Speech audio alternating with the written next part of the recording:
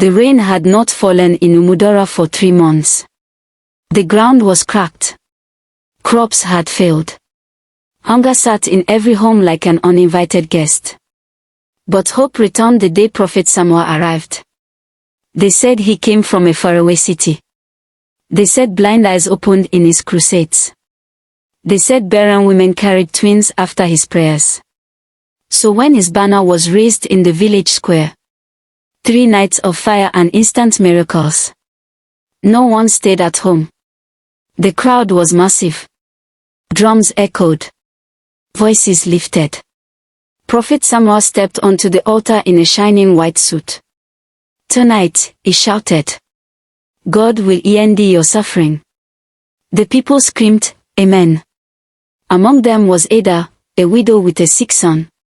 And Emika, a farmer who had lost everything to drought. Then the prophet spoke again. But your miracle needs a seed, a sacrifice. What you give will determine what you receive. People began rushing forward. Money, goats, jewelry, even land papers. Ada hesitated, then removed the only gold chain her late husband left her.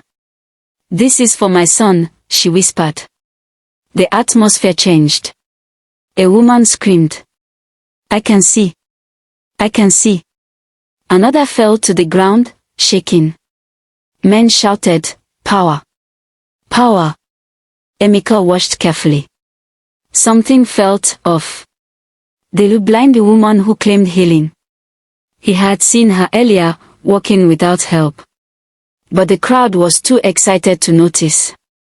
And then it happened. Ada's son was very sick, since he was very hot.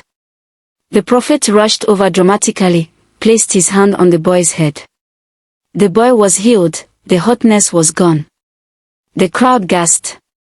A miracle, someone shouted. Ada cried tears of joy.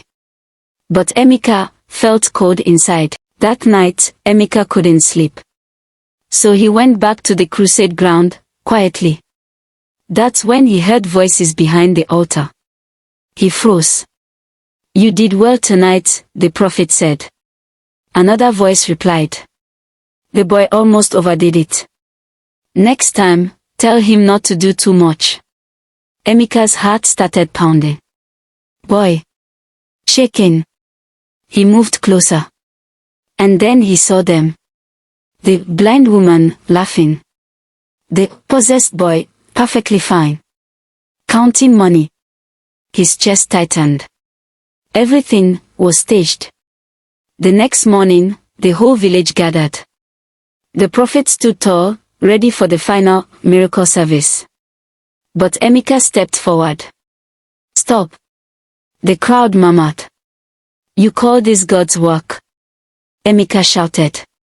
Gasps. You paid people to pretend. You deceived us. The prophet laughed. Careful, young man. Don't fight what you don't understand. But Emika pointed to the crowd. Ask them. Ask the woman who could suddenly see. Ask the boy who manifested. All eyes turned. Silence. The boy lowered his head. The woman stepped back. Fear spread like wildfire. Ada clutched her son tightly. Is this true? She whispered. No answer. Only silence. The crowd erupted. Anger. Tears. Shouts. Thief. Deceiver. You used God's name. The prophet tried to escape. But the same people who once praised him, now chased him out of the village. Days passed. No crusade. No noise. No fake miracles. Just silence and reality. Ada sat outside her home, holding her son. No sudden healing.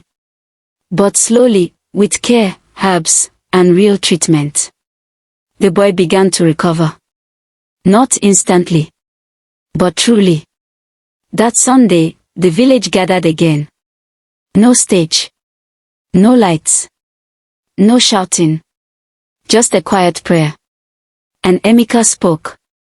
God is real. But not everything on the altar is from God. Silence filled the air. Then Ada added softly. A true miracle doesn't need to be forced. And God doesn't need to be sold.